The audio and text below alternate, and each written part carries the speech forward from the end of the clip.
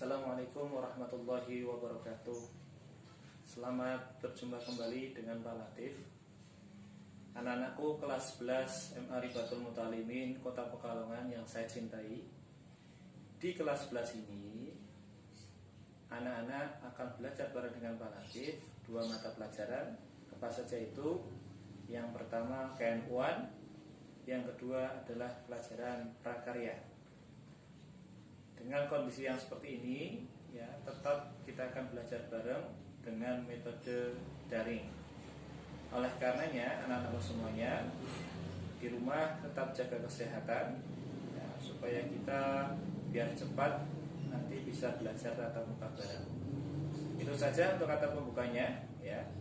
Langsung saja materi yang pertama, materi KN1. Bab yang pertama membahas masalah firqah dalam Islam. Apa itu firqah dan apa saja macamnya? Ya, kita akan mulai pembelajarannya. Siap-siap, dipersiapkan alat tulisnya. Kita akan mulai pembelajaran daring pada pagi hari ini. Langsung saja. Bab yang pertama, kita akan mempelajari firqah Islam dan hikmahnya.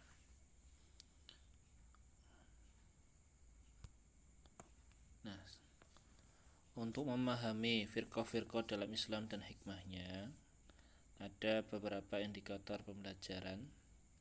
Yang pertama, menjelaskan pengertian firqah dalam Islam. Yang kedua, menjelaskan penyebab munculnya firqah dalam Islam. Yang ketiga, mengidentifikasi i'tiqad atau keyakinan firqah dalam Islam. Yang keempat, mengidentifikasi radikalisme dan liberalisme di Indonesia. Dan yang terakhir, menyimpulkan adanya firqah yang najiyah atau golongan yang selamat dalam Islam. Lanjut. Nah, apa sih firqah itu? Firqah secara bahasa adalah kelompok, rombongan, atau kumpulan atau golongan. Secara istilah, firqah adalah golongan atau kaum yang mengikuti pemahaman jamaah muslimin dan mereka kemudian memisahkan diri dari ikatan keumatan dalam Islam. Sederhananya, mereka itu memisahkan diri atau bercerai dari golongannya. Dalam konteks Islam, istilah firqah ini sering digunakan untuk menunjuk golongan-golongan dalam Islam yang berbeda pendapat satu sama lainnya. Bahkan Nabi Muhammad SAW sendiri pernah menyampaikan dalam sebuah hadis riwayat Imam Tabrani. Qala Rasulullah SAW, walladzi nafsi Muhammadin biyadihi lituftariku ummati ala salasin wa sab'ina firqah fawahidata fil jannah wa sintani wa sab'una fin nar. Qila man hum ya Rasulullah? Qala ahlus sunnah wal jamaah. Rawahul Tabrani. Yang artinya Rasulullah SAW bersabda, demi Tuhan yang menguasai jiwa Muhammad, sungguh umatku nanti akan pecah menjadi 73 golongan. Satu golongan masuk surga dan yang 72 golongan akan masuk neraka. Salah seorang sahabat bertanya, siapakah mereka yang masuk surga itu ya Rasulullah? Kemudian Rasulullah menjawab, mereka itu adalah golongan ahlus sunnah wal jamaah. Golongan ahlus sunnah wal jamaah itu apa? Rasulullah pernah menjawab, ma ana alaihi wa ashabi, yakni mereka yang mengikuti apa saja yang aku lakukan, kata Nabi, dan juga apa-apa yang dilakukan oleh para sahabatku, kata Nabi. Dalam hadis tersebut Rasulullah menjelaskan bahwasanya golongan yang selamat adalah golongan yang mengikuti apa yang dilakukan oleh Rasulullah dan para sahabatnya. Celakanya sekarang banyak golongan mengaku dirinya lah ahlu sunnah wal jamaah atau golongan ahlu sunnah wal jamaah.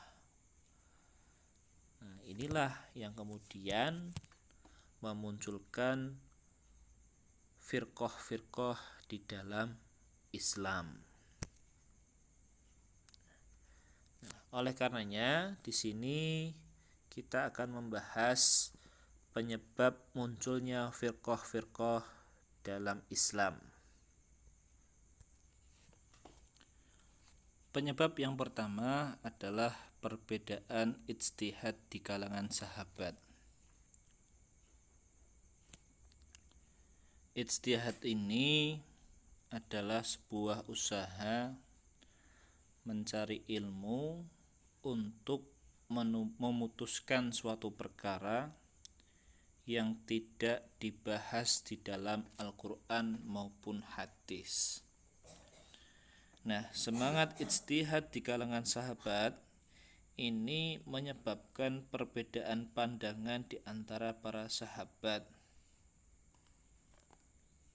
Oleh karenanya, ijtihad dalam Islam sangat dianjurkan memang. Sebab bagi yang benar dalam ijtihadnya, dia akan memperoleh 2 pahala. Sebaliknya, jika salah dalam ijtihadnya, dia akan memperoleh 1 pahala. Oleh karenanya, anak-anakku semuanya, dalam perang Jamal maupun perang Siffin yang melibatkan antara sahabat Ali bin Abi Thalib, Muawiyah maupun Aisyah, ini merupakan diantaranya bagian dari usaha ijtihad para sahabat atas terbunuhnya sahabat Utsman bin Affan. Karena apa? Pada waktu itu terbunuhnya sahabat Utsman bin Affan tidak diketahui siapa yang membunuh sahabat Utsman bin Affan. Akhirnya Muawiyah ingin istilahnya dari sahabat Ali selaku sebagai khalifah menginterogasi atau semacam mencari tahu siapa sebenarnya pembunuh dari khalifah Utsman bin Affan. Akhirnya meletuslah perang Siffin yang nantinya ada yang namanya peristiwa tahkim, kemudian memunculkan golongan-golongan yang kita kenal firqah ini. Yang kedua, penyebab yang kedua, fanatisme kesukuan bangsa Arab. Di masa Rasulullah, fanatisme kesukuan bangsa Arab itu dapat diredam karena pada hakikatnya ajaran Islam menentang segala bentuk fanatisme, terutama fanatisme kesukuan. Hal ini berlanjut sampai pada masa pemerintahan Khalifah Utsman bin Affan. Baru di masa akhir pemerintahannya, kekuatan fanatisme itu bangkit kembali dengan timbulnya pertentangan antara Bani Umayyah dengan Bani Hashim. Tadi di antara penyebabnya tadi ya, yang akhirnya terbunuhnya Khalifah Utsman bin Affan.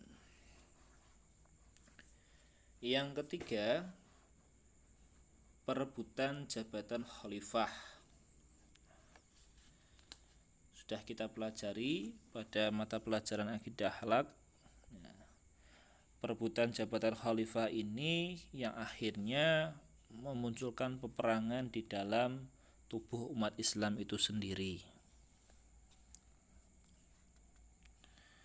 Bahkan sepeninggalan Rasulullah SAW itu sempat akan terjadi perselisihan di umat Islam, tapi akhirnya bisa diredam. Kemudian diangkatlah sahabat Abu Bakar As-Siddiq sebagai khalifah yang pertama. Seketika Khalifah Abu Bakar As-Siddiq itu sakit, karena ada pengalaman yang sedemikian, akhirnya agar tidak timbul perpecahan, sebelum sepeninggalan Khalifah Abu Bakar sudah menunjuk pengganti beliau, yaitu Khalifah Umar ibnu Khattab. Pada masa Khalifah Umar ibnu Khattab, ketika beliau sakit karena tertusuk oleh seorang budak,